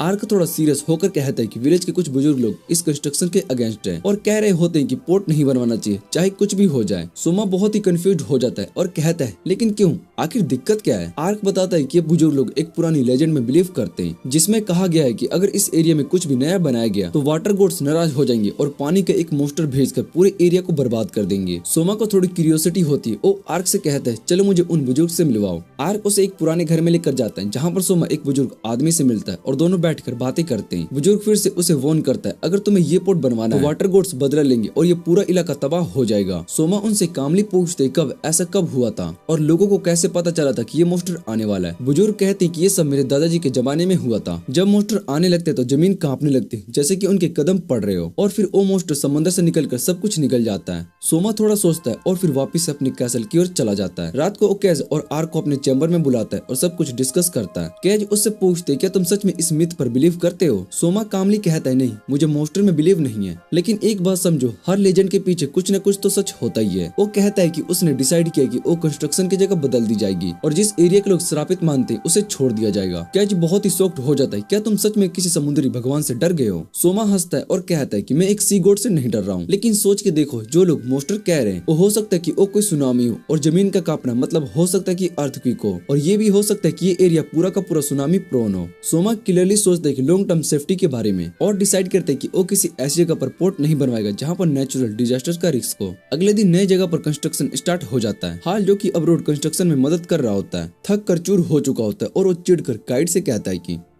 लाइट काम कर रहा होता और तभी काइट उसे डांट देती है और कहती है कि चुपचाप अपने काम पर ध्यान दो। साथ ही साफ साफ कह देती कि उसे नाम से बुलाने की हिम्मत मत करना क्योंकि वो उसकी बॉस है। फिर काइट बताते कि आर्मी को कंस्ट्रक्शन का काम इसलिए दिया गया क्योंकि बनाने के लिए बहुत सारे रोड्स हैं लेकिन मेन पावर कम है, इसलिए अगर काम को तेजी से पूरा करना है तो उनका इस प्रोजेक्ट में होना जरूरी है। लंच के वक्त हाल बहुत ही सारे टेस्टी बर्गर खाते हैं जो कि सोमा और काइट ने मिलकर बनाए होते हैं। काइट उसे बताती है कि बर्गर में जो ताजे वेजिटेबल्स है उन्हें पास के गांव से लेकर आया गया है और ये सब नए बनाए गए रोड्स की वजह से पॉसिबल हो पाया है। फिर वो और बताती है कि नए रोड्स बनाने के लिए सप्लाई बढ़ गई जिसकी वजह से फूड प्राइस भी कम हो गए। हाल अपने राजा के फोरसाइट को देखकर काफी इम्प्रेस्ड होता है। तभी वहाँ पर सोमा आता है लिज के साथ, जिसे देखकर हाल तुरंत खड़ा हो जाता है और सैल्यूट करता है, लेकिन सोमा उसे रोक लेता है और कहता है कि इतना फॉर्मल होने की कोई जरूरत नहीं है, उसे उसका नाम लेकर बुला सकता है क्योंकि उसे भी अच्छा लगता है कि किसी अपने उम्र के इंसान से नॉर्मल तरीके से बात करना। फिर जब सब लोग रोड के वॉक के बारे में बात कर रहे होते हैं माइक लिज को रोड के कंस्ट्रक्शन के प्रोसेस समझाता है। लिज ने पहले कभी रोड बनते हुए नहीं देखा होता। माइक उसे बताता है रोड्स बनाने के लिए कौन से मटेरियल का यूज होता है। फिर उसे स्ट्रीट लैंप दिखाता है जो कि स्पेशल ल्यूटेंट मॉस के नाम से प्लांट से चलते हैं जिसे रात में लाइट मिलती है। और फिर वो वार्निंग ट्रीज दिखाता है जो कि गांव के विल्ड एनिमल्स और टेम्परेरी प्रोटेक्शन देने के लिए लगाए गए। तभी अचानक से मैसेंजर बर्ड आता है और आयशा को एक लेटर देता है। लेटर में उसके पापा ने लिखा होता है कि उसके गांव में एक भयानक लैंडस्लाइड हुआ है जिसमें आधा गांव मिट्टी में मिल गया और अभी भी कई लोग लापता हैं। ये सुनकर आयशा बहुत ही घबरा जाती है और तुरंत सोमा को बुलाती है, लेकिन सोमा सिचुएशन को बहुत ही शांत और समझदारी से हैंडल कर लेता है। वो तुरंत काइट को कहता है कि एक रेस्क्यू टीम को तैयार करो जिसमें खुद भी रहो और सब लोग मिलकर डार्क एल्फ्स के गांव पर चलेंगे। उसके बाद वो आयशा को थोड़ा सा कंफर्ट करता है, लेकिन कहता है कि रोने का टाइम नहीं है, तुम्हें हिम्मत दिखानी होगी और हमारे साथ चलना होगा क्योंकि हम सब यहाँ के लोकल नहीं है और हमें रास्ते का भी पता नहीं है। फिर वो लिज से कहता है कि पहले जाओ और एक रेस्क्यू टीम को तैयार करो और हाकी को बोलो कि डार्क एल्फ्स के लिए रिलीफ पैकेज भेज दे। सोमा आयशा से पूछते कि उनका गाँव कितनी दूरी पर है, तो आयशा बताती कि मिलिट्री मार्च को यहाँ पर पहुँचने में 2 दिन लग जाएंगे। ये सुनकर सोमा थोड़ा चिंता में पड़ जाता है क्योंकि वहाँ तक वक्त पर पहुँच पाएंगे या फिर नहीं। सोमा सभी को समझाता है कि अगर डिजास्टर होने के बाद रेस्क्यू टीम को यहाँ पर पहुँचने में 3 दिन का गैप आ गया तो मरने वालों की संख्या और तेजी से बढ़ सकती है।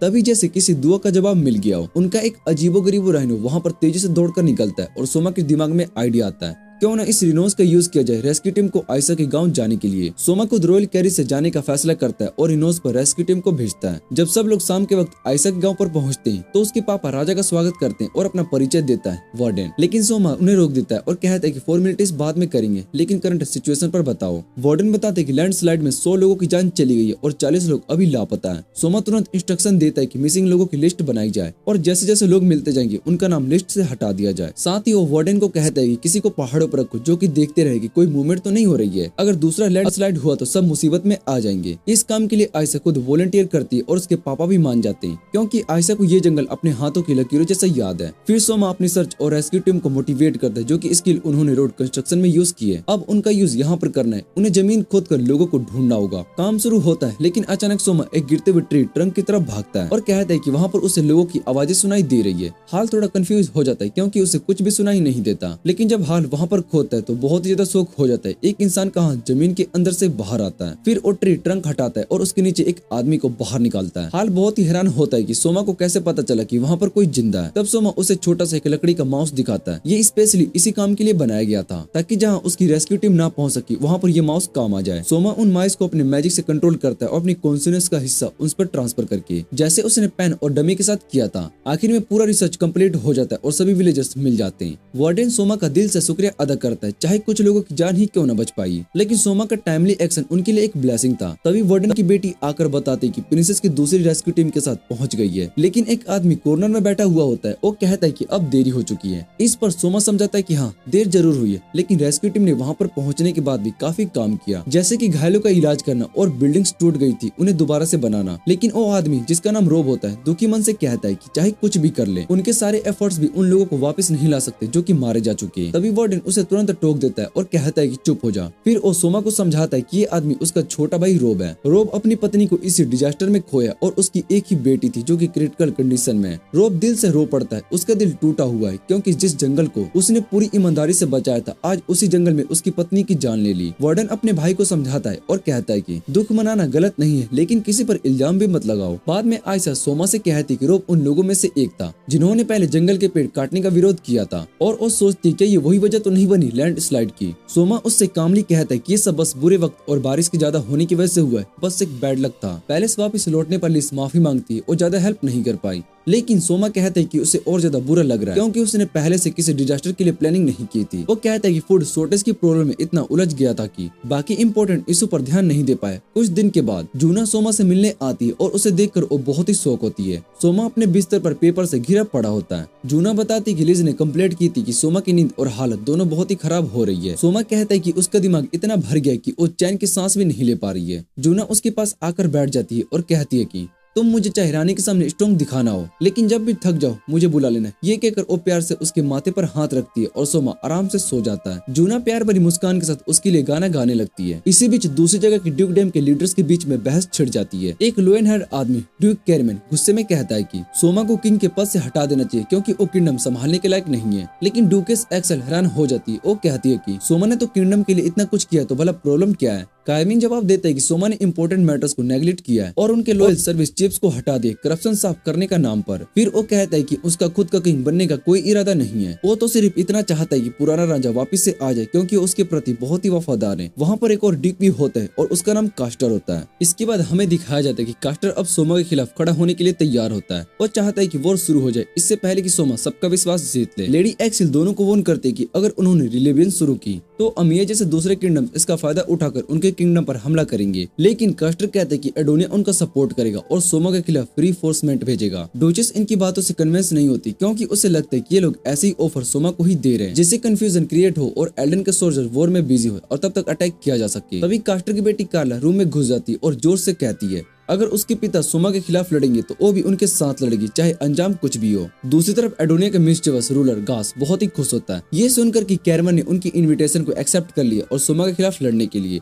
लेकिन गास बहुत ही चतुर है, वो एक ही वक्त पर कार्मेन को सोमा से लड़ने के लिए सपोर्ट भेज रहा है और सोमा को भी कार्मेन के खिलाफ सपोर्ट देने का दिखावा कर रहा है। जैसे लेडी एक्सेल ने पहले अंदाजा लगाया था, गास का बेटा जूलियस उसके प्लान को सपोर्ट करता है, लेकिन उसकी बेटी रोरा इस प्लान के खिलाफ होती है। वो बस एल्डन के तरीके से जलन महसूस करती है जहाँ पर हर घंटे डेवलपमेंट हो रहा होता है। पैलेस में सोमा हाकिया को कंसल्ट करता है कि वो अपने किंगडम को बचाने के लिए वायलेंस का यूज करे। पहले तो सोमा इस आइडिया के खिलाफ होता है, लेकिन उसके दादू का आखिरी शब्द उसके दिमाग में घूमने लगता है और वो फैसला करता है कि वो अपने परिवार जैसे लोगों को हर हाल में बचाएगा। सोमा एक स्ट्रॉन्ग टोन में ऑर्डर देता है कि उनका प्लान तुरंत शुरू किया जाए रिबेलियंस को खत्म करने के लिए। उधर गास अपने आर्मी को ऑर्डर देता है कि वो एल्फ टेरिटोरी के अंदर आनी अल्टोरा सिटी पर हमला करे। उसे लगता है कि सोमा इस वक्त सिर्फ ड्यूकेस से लड़ रहा होगा, इसलिए ये सही वक्त है 50 साल पुरानी एंसेस्टर जमीन को वापस लाने का। लेकिन जैसे घास अपने स्पीच कंप्लीट करने वाला होता है, मिनिस्टर कोलब्रेट भागते हुए आता है और उसे रोकता है। कोलब्रेट कहता है कि वॉर का मतलब लोगों को भूख और दुख में डालना है, लेकिन घास उसकी बात नहीं सुनता और उसे गुस्से में लात मार देता है। कोलब्रेट याद दिलाता है कि उन्होंने मैनकाइंड एक्ट के अंदर एक पीस ट्रीटी साइन की है, लेकिन घास और उसका बेटा दोनों उसकी बात को इग्नोर कर देते हैं। कोलब्रेट जिसे देखकर लगता है कि अभी बॉक्सिंग रिंग से निकला हो, बाहर आता है और रास्ते में घास की बेटी गासिया से मिलता है। गासिया उससे कहती है कि वो किंगडम से भागने का प्लान बना रही है और अगर कुछ गलत हो गया हो तो कोलबर्ट को भी रेडी होना पड़ेगा। कोलबर्ट क्वाइटली गुड बाय कह देता है ग्रेविटी को। वही सोमा लिज को बुलाता है एक खास काम के लिए। उसी वक्त सोमा वीडियो चैट पर होता है 3 ड्यूकेस के साथ। इंट्रोडक्शन के बाद वो उनसे सीधा कहता है कि अगर तुम लोग रिबेलियंस कंटिन्यू करते हो तो मुझे तुम्हें टेररिस्ट कहना पड़ेगा। एक्सेल उससे पूछती है कि उसकी इंटेंशन क्या है, तो सोमा कहता है कि उसका सिर्फ एक ही गोल है, उन तीनों की आर्मीज को एक बैनर के अंडर यूनिट करना। सोमा को किसी को पर्सनली हर्ट करने का कोई इरादा नहीं होता, लेकिन कास्टर इस प्लान के खिलाफ होता है। उसे डर होता है कि आर्मी का एक साथ होना करप्शन को जन्म दे सकता है। सोमा उसे समझाता है कि अगर आर्मी से यूनिट एक हो जाए तो इडोनिया जैसे दुश्मन किंगडम से लड़ना आसान हो जाएगा, और वो ये भी वादा करता है कि उसके रूल्स में कभी भी करप्शन जगह नहीं बनाएगा। सोमा कास्टर से कहता है कि अगर वो भी फेल हो गया तो करप्ट बन जाएगा, तो बिना झिझक उसका सर काट देना। इस कन्वर्सेशन के एंड में लेडी एक्सिल अपनी पूरी आर्मी के साथ सोमा की तरफ से लड़ने की कसम खा लेती है, लेकिन कास्टर और कैरमैन अपने डिसीजन पर कायम रहते हैं। उनका कहना होता है कि पहले राजा ने उनसे पूछा तक नहीं और बिना किसी सलाह के सोमा को गद्दी दे दी। कास्टर साफ कहता है कि वो कैरमैन के साथ नहीं मिल रहा है, वो न्यूट्रल ही रहेगा। कैरमैन भी खुद बोलता है कि वो अपना डिसीजन नहीं बदलेगा क्योंकि उसके लिए एक वॉरियर का प्राइड सबसे इम्पोर्टेंट है।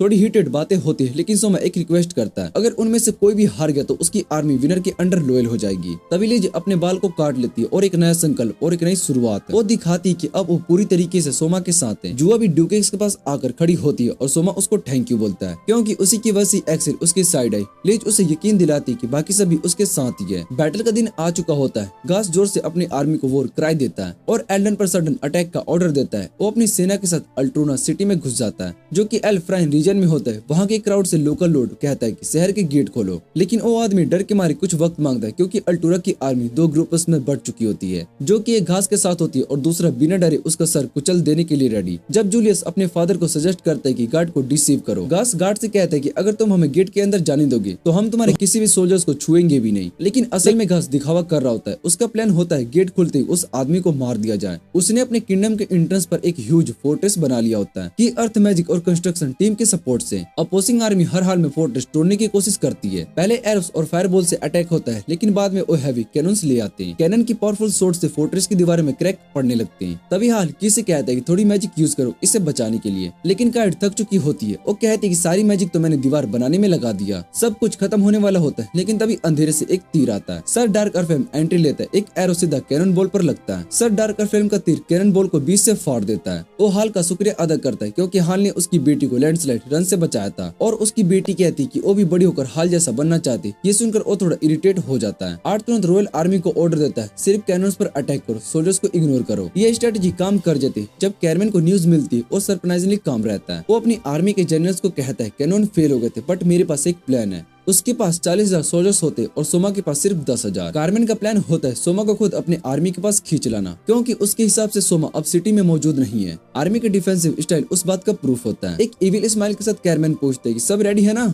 मेरे मास्टर प्लान के लिए। वही दूसरी तरफ घास खुद को अल्टूरा जीतने के करीब समझता है। उसका बेटा आर्मी को रेडी होने के लिए कहता है, लेकिन तभी एक डम से बैटल क्राइस सुनाई देती है। लॉर्ड वाइस लौट चुका होता है और वो काफी घबराया हुआ होता है। वो कहता है कि उसने आर्मी की एग्रेसिव हाल को शांत करने की पूरी कोशिश की, लेकिन वो फेल हो गया। अब जी ये घास को थोड़ा गोल्ड डस्ट देता है और उससे कहता है कि थोड़ा पेशेंस रखो, कल सुबह तक का वेट करो। जब पहाड़ों की छांव गोल्ड डस्ट के बक्स पर पड़ेगी तब तक मैं अपनी आर्मी को भी तुम्हारे सपोर्ट में ले आऊंगा। जूलियस अपने फादर को समझाकर कन्विंस कर लेता है और घास एग्री कर जाता है। असल में वाइस एल्फ्रेडन का गद्दार नहीं होता, वो चुपके से एक्सेल के साथ मिलकर काम कर रहा होता है। वो थोड़ा परेशान होता है, इतना गोल्ड देने से नुकसान हो सकता है, लेकिन ड्यूकेस उसे समझाते कि अगर थोड़ा गोल्ड देकर वक्त खरीदा जा सकता है तो ये समझदारी ही है। ये सब प्लान पहले से ही सोमा का होता है, लेकिन अगर सोमा दोपहर तक नहीं आया तो सबका काम तमाम समझो। इस सब टेंशन के बीच हाल और उसकी लड़की डिनर पर होती है। वो अपना सर हाल के कंधे पर रखती है। अगर हम ये वॉर जीत गए तो जिंदगी का हर बैटल जीत सकते हैं। वो शर्माते हुए हाल से कहती है, मुझे एक अंडा समझकर प्रोटेक्ट करना, पूरा वॉर बार। अगली सुबह कारमेन की आर्मी अब भी फोर्ट्रेस तोड़ने की पूरी कोशिश करने लगती है। गाइड नोटिस करती कि एनिमीज ने अपनी फॉर्मेशन बदल दी है और ये गुड न्यूज होती क्योंकि इसका मतलब होता है कि अब वो डायरेक्ट कॉम्बैट में आ रहे हैं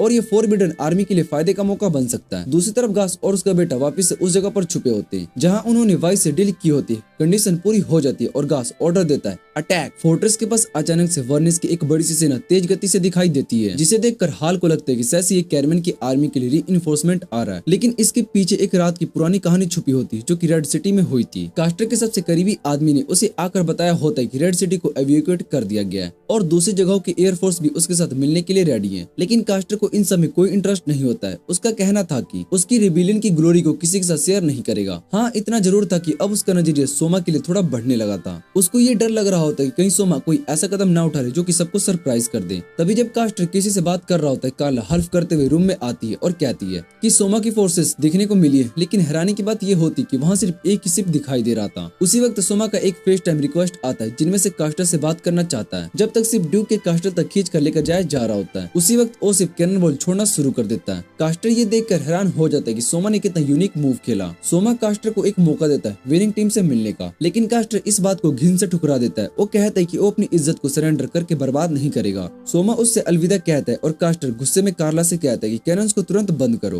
कार्ला एयरफोर्स को सोमा की शिप पर अटैक करने भेज देती है, लेकिन उनका इरादा सोमा को जिंदा पकड़ने का होता है। एयरफोर्स के जबरदस्त फॉर्मेशन में शिप को घेर लेती है और उसे फायर करना शुरू कर देती है, लेकिन शिप उनके अटैक्स को काउंटर कर देता है, जो कि उनके लिए सबसे बड़ा शौक होता है। एक स्ट्राइकर नोटिस करता है कि शिप के वेल्स ज्यादा मजबूत नहीं है, तो कार्ला तुरंत ऑर्डर देती कि उन पर अटैक करो, लेकिन वो ये भी ध्यान रखती कहीं शिप की उस हिस्से पर अटैक न हो जाए जहाँ की प्रिंसेस लिस हो सकती है। आखिरकार वो कैनन्स को रोकने में कामयाब हो जाते हैं, लेकिन जब वो शिप के अंदर जाते तो उनके होश उड़ जाते हैं। वहाँ कोई सोल्जर्स नहीं होता, सिर्फ कुछ पॉपेट्स हैंड्स लगे होते हैं। इस पल कार्ला को समझ में आ जाता है कि ये सब बस एक डिस्ट्रैक्शन था। सोमा का असली टारगेट तो कास्टर था। तब तक सोमा कैसल के अंदर घुस चुका होता है और कास्टर ये देखकर बहुत ही शौक हो जाता है और पूछता है कि तुम आखिर अंदर कैसे आ गए। सोमा बताता है कि उसने रेड सिटी के ब्लूप्रिंट से सीक्रेट पैसेज ढूंढ लिए थे, जिनके जरिए वो अंदर आ गया। इंट्रो के बाद कास्टर उससे कहता है कि अगर वो हार भी गया तो उसका वफादार टालमैन उसकी एयरफोर्स को संभालेगा। सोमा उसके इस सोच और अपने लोगों के लिए फिक्र की तारीफ करता है। सोमा कास्टर को एक आखिरी मौका देता है कि वो सरेंडर कर दे, लेकिन कास्टर अपनी तलवार निकाल देता है और कहता है कि असली मर्द कभी भी पीछे नहीं हटता। ये सुनकर आयशा तुरंत आगे बढ़ती है, तलवार हाथ में लेकर सोमा से कहती है कि आप पीछे हो जाओ, लेकिन कास्टर उसका मजाक उड़ाता है और सोमा से कहता है कि अगर असली हीरो है तो खुद सामने आ। आयशा अपनी बड़ी सी तलवार से अटैक करती है, लेकिन कास्टर चालाकी से उसके वार को टाल देता है और कहता है बच्ची हो तुम।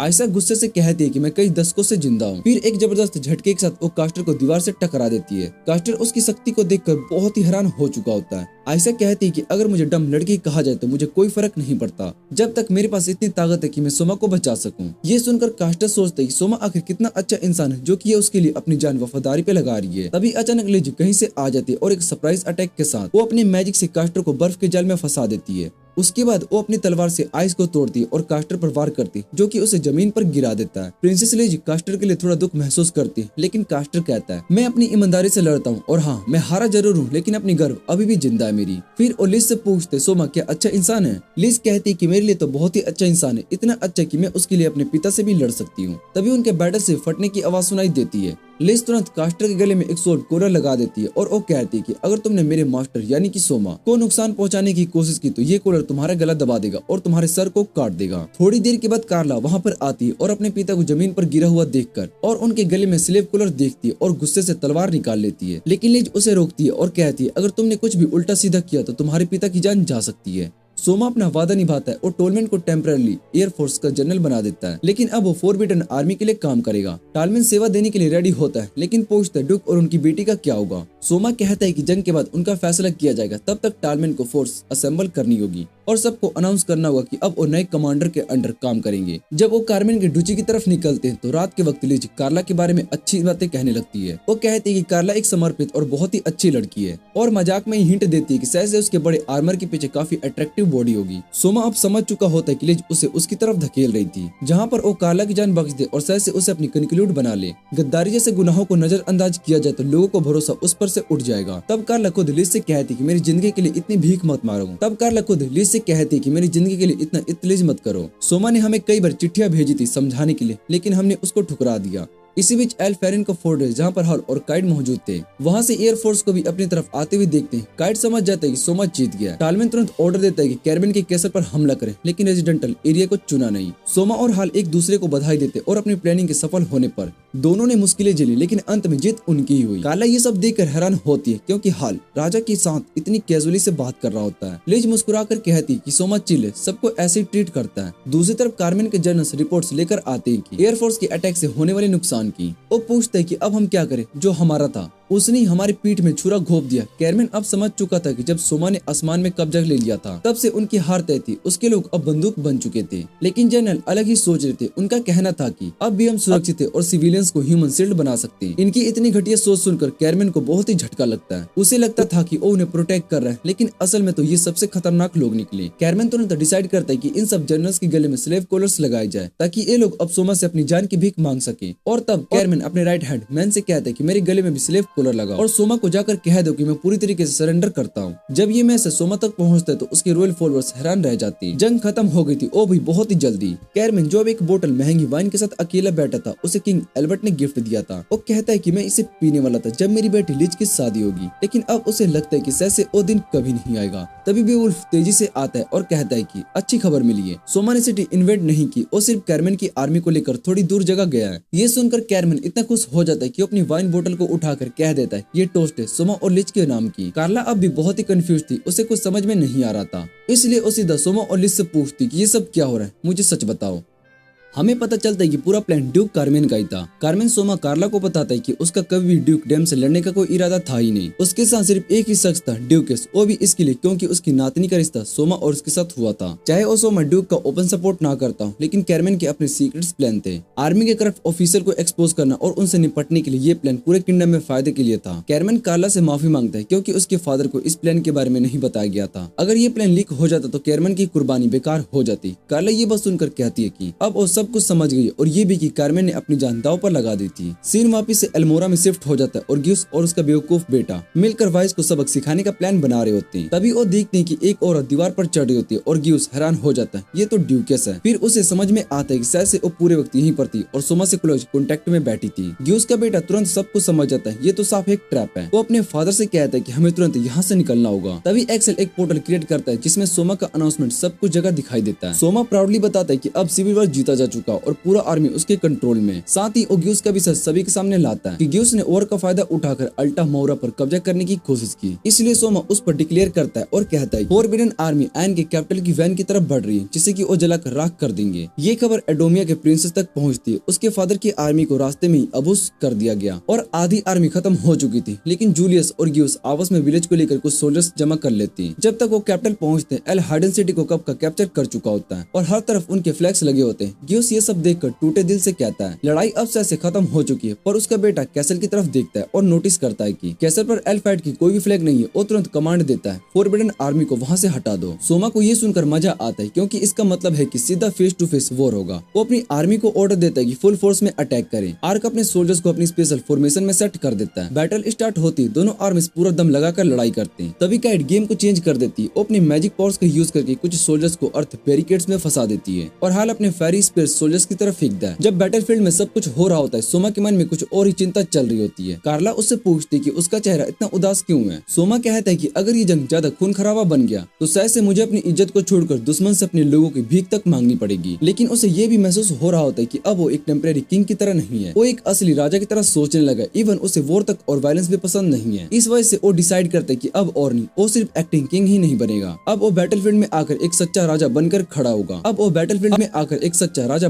होगा। दूसरी तरफ ग्यूस को रियलाइज होता है कि उसने एक बड़ी गलती कर दी है। उसने ऑलरेडी थक चुके सोल्जर्स को बैटलफील्ड में भेज दिया। वो तुरंत जूलियस से कहता है कि भागो यहाँ से, हम ये बैटल हार चुके हैं। जूलियस पहले अपने पिता को छोड़ना नहीं चाहता, पर बाद में कुछ सोल्जर्स के साथ बैटलफील्ड छोड़ देता है। तभी सोमा को पता चलता है कि ग्यूस एक छोटी सी इलाइट आर्मी के साथ सीधा उसकी तरफ आ रहा है, जबकि बाकी आर्मी रिट्रीट कर चुकी है। वो कार्ला से कहता है कि अगर उसके साथ कुछ हो जाए तो स्लेव कॉलर का मास्टर लिज को बना दे और उसकी अंतिम इच्छा यही है। लिज ही अगला रूलर हो। कार्ला ये सुनकर गुस्सा हो जाती है और वो कहती है कि ऐसी बेकार की बात मत करो, अगर तुम चाहो तो मैं ज्यूस को यहीं पर खत्म कर सकती हूँ। सोमा बस एक छोटी सी शब्द बोलता है, जाओ, और कार्ला तेजी से वहाँ से निकल पड़ती है। आर्क आर्मी को आते देखकर अपने स्पेयर को रेडी करता है, लेकिन जब वो ग्यूस की तरफ देखता है तो समझ जाता है कि ये तो एक बॉडी डबल था। ये देखकर वो बहुत ही चौंक जाता है। कार्ला असली ग्यूस को तुरंत पहचान लेती है और उस पर पहले अटैक लॉन्च करती है। ग्यूस उस अटैक को आसानी से रोक लेता है और दोनों इतने पावरफुल होते हैं कि फाइट डेडलॉक में चली जाती है। तभी अचानक सोमा का पपेट कहीं से आ जाता है और ग्यूस पर एक जोर से पंच मार देता है। ग्यूस हंसकर कहता है, एक पपेट मुझे हराएगा, सीरियसली? सोमा कार्ला से कहता है कि हट जाओ, और जैसे ग्यूस उसके पास पहुंचता है, सोमा अपने पपेट को कंट्रोल करता है और एक पावरफुल स्ट्राइक से अटैक ब्लॉक करता है। साथ ही कार्ला से कहता है कि पपेट को आग लगा दो। एक जोरदार धमाका होता है और पपेट के साथ ग्यूस भी आग में लिपट जाता है। सोमा तुरंत भागकर कार्ला के पास जाता है और उससे पूछता है, तुम ठीक हो? पर कार्ला परेशान होती है। उसे गुस्सा आता है कि सोमा बैटलफील्ड में खुद क्यों आया, वो भी इतना बड़ा रिस्क लेकर। अगर उसे कुछ भी हो जाता तो सब कुछ खत्म हो जाता। तभी सभी को हिला देने वाला मोमेंट आता है। ग्यूस जो कि अब आग में जल चुका था अभी भी जिंदा होता है और वो चलते चलते सोमा की तरफ दोबारा से चार्ज करता है। कई एरोस उस पर छोड़े जाते हैं लेकिन वो रुकता नहीं। आखिर में अपना तलवार उठाकर सोमा की तरफ फेंकता है। तलवार जाकर सिर्फ कुछ इंचेस दूर गिरती है। सोमा बच जाता है। ग्यूस के हाथ अब थक चुके होते हैं और वो फाइनली गिव अप कर देता है और फिर ग्यूस जमीन पर गिरता है, हमेशा के लिए चुप हो जाता है। सोमा थोड़ा रुककर उसकी तरफ देखता है और उसके अंदर कहीं एक रिस्पेक्ट सी जगती है। ग्यूस और उसके सोल्जर्स ने जिस बिहेवियर के साथ लड़ाई की थी उसने सोमा को इम्प्रेस कर दिया। वो कहता है कि इन लोगों की कहानियां हमारे इतिहास के पन्ने में लिखी जानी चाहिए। दूसरी तरफ प्रिंसेस अरोरा को अपने पिता की मौत की खबर मिलती है। वो थोड़ी देर के लिए अकेली हो जाती है और वो चुपके से कुछ आंसू बहाकर अपने फुलिस फादर को अलविदा कहती है। अगली सुबह लिज को पता चलता है कि सोमा ने काफी समय पहले ही एडोनिया पर कब्जा करने की प्लानिंग कर रखी थी, पर वो हैरान रह जाती कि इतनी बड़ी फाइट के बाद भी बॉर्डर पर बहुत ही कम लोग मरे। सोमा बताता है कि हाकिया ने उसे सजेस्ट किया था कि बॉर्डर के विलेजर्स को फाइनली एवेक्यूएट मत करो, वरना लैंड आर्मी तुरंत समझ जाएगी और अगला मूव क्या होगा। तो सोमा ने एक चाल चली। उसने सिर को यही बताया कि वो एक फेक अटैक प्लान कर रहा है जिसमें कुछ फेरी मोस्टर दिखाया जाए ताकि लोग डर के मारे खुद ही बॉर्डर छोड़ दे बिना किसी ऑफिशियल एविक्यूएशन के। तभी आर्क आकर इन्फॉर्म करता है कि रोज शहर छोड़ चुका है, फाइनेंस मिनिस्टर और कुछ ऑफिशियल भी, और साथ में जूलियस भी। जूलियस को सोल्जर के साथ वेस्ट की तरफ निकल गया है। सोमा तुरंत कुछ ब्यूरोक्रेट्स को काम पर लगा देता है ताकि वो ऑफिशियल को वापस बुला सके, क्योंकि वो लोग एडोनिया के डेवलपमेंट के लिए बहुत ही जरूरी है। फिर पोंचो रिपोर्ट करता है कि अमेज़न ट्रेजरी के पास खाने का स्टॉक नहीं है, बट हथियार जरूर भरे पड़े। सोमा कहता है कि वेपन्स बेच दिए जाएंगे और जब तक सब कुछ नॉर्मल नहीं हो जाता तब तक फूड राशनिंग चलेगी। अगर फिर भी खाना कम पड़ गया तो हमें अपने किंगडम से शिप करवाना होगा। और कुछ ऑफिशियल रिपोर्ट देता है कि लैंड सोल्जर्स अभी भी काफी हाई स्पिरिट्स में हैं। इससे और सिटीज जीतना बहुत ही इजी हो सकता है, लेकिन सोमा तुरंत कहता है नहीं,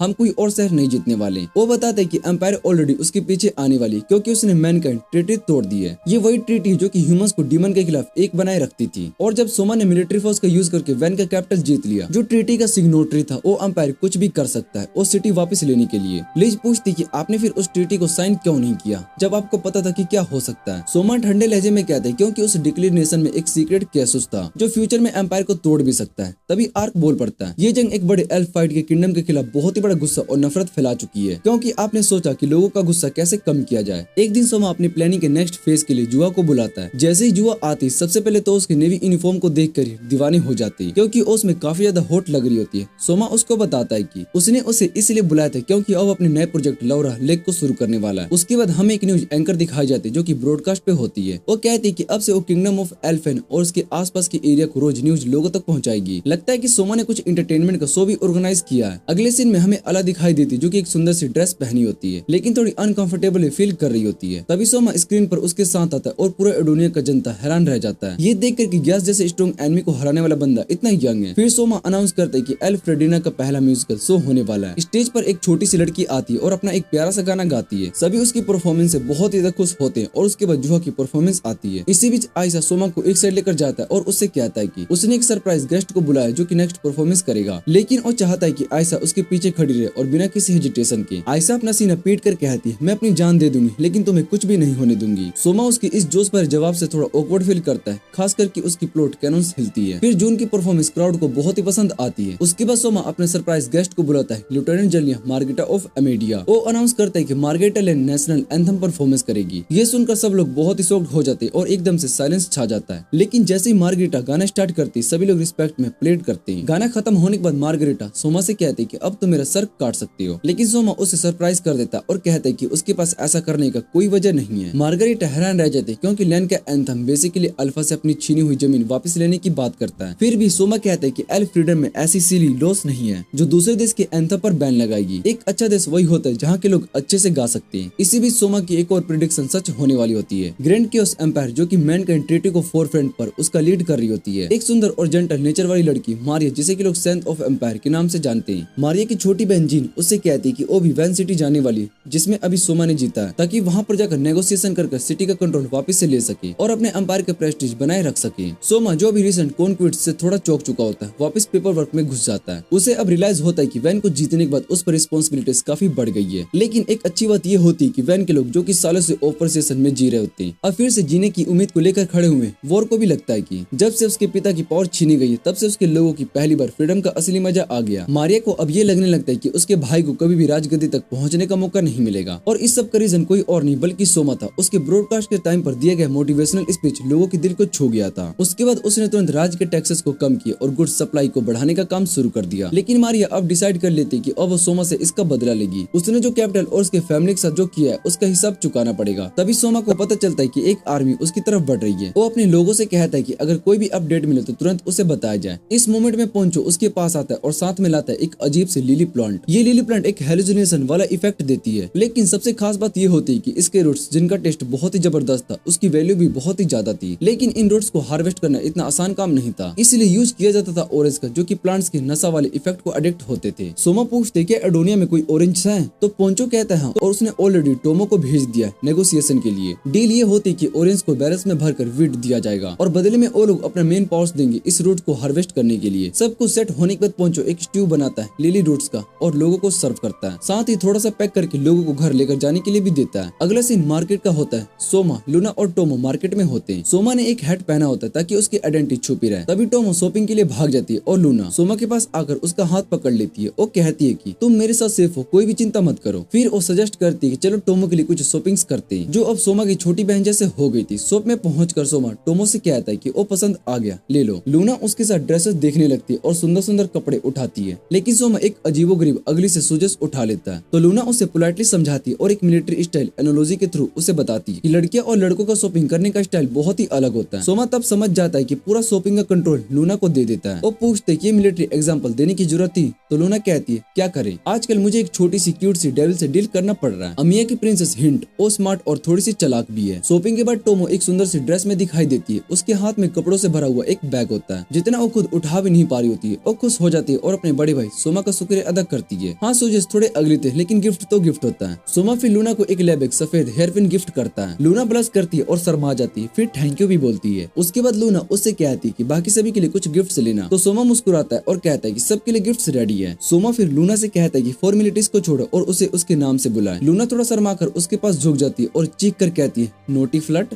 थोड़ी देर बाद ये लोग फूड स्टॉल के पास रुकते हैं और कुछ हल्का फुल्का खाने के लिए। तभी टोमो थक कर सोमा की गोद में ही सो जाती है और सीन एकदम पीसफुल लग रहा होता है। तभी एक न्यूज कास्टर ब्रॉडकास्ट पर दिखाई देता है जो कि बताती है कि आज का वेदर एल्फ्रेड और वैन दोनों जगह पर बहुत ही सनी होने वाला है, एकदम परफेक्ट वेदर कपड़े धोने के लिए। लेकिन उस शांति भरे मोमेंट को तोड़ती है एक आवाज, वाह क्या कमाल का यूज हो रहा है जेमस्टोन ब्रॉडकास्ट का। जब सब लोग पलट कर देखते हैं तो सामने खड़ी होती है मिलिट्री लीडर इपोरिया। उसके गार्ड सोमा के गार्ड्स पर भारी पड़ चुके होते हैं और ये देखकर सोमा उससे कहता है तुम्हारे अंदर तो बहुत ही हिम्मत है जो इतनी कैजुअली मेरे टेरिटोरी में बहुत ही आसानी से घुस गई। लूना तुरंत सोमा के सामने आ जाती है और उसे प्रोटेक्ट करने के लिए। लेकिन जैनी, इपोरिया का असली नाम होता है उसका, वो कहती कहती है कि मैं किसी बुरे इरादे से नहीं आई हूँ, बस इतना कहना था कि जो भी बातें सोमा के बारे में सुनी है वो सच है या फिर नहीं। फिर वो बताती है कि उसने सुना है कि सोमा एक किंग है जिसने एक ऑलमोस्ट बैंकरप्ट किंगडम को दोबारा से खड़ा किया। और सिर्फ इतना ही नहीं, फूड शॉर्टेज का एक क्रिएटिव सोल्यूशन निकला जिसमें लोगों को पसंद न आने वाले आइटम से भी टेस्टी मील्स बनाए गए। लेकिन साथ ही उसने ये भी सुना है कि सोमा एक पागल आशिक टाइप का इंसान है जो पहले एक प्रिंसेस के साथ एंगेज होने के बाद भी किंगडम की सुंदर लड़कियों को रॉयल हैरम में जमा कर रहा है। लूना तो इस रूमर से हंस पड़ती क्योंकि उसने भी ये बात पहले सुन रखी थी। लेकिन बेचारा सोमा वो तो एकदम स्पीचलेस हो जाता है ये सोचकर कि लोग उसके बारे में क्या सोच रहे हैं। जेनी फिर बताती कि अगर ये रूमर्स गलत होते तो उसका प्लान काम नहीं करता। उसने सोचा था कि वो अपनी ब्यूटीफुल सिस्टर को सोमा के पास रखेगी ताकि उसके वीकनेस का फायदा उठाए एडोनिया का कब्जा छुड़ा सके।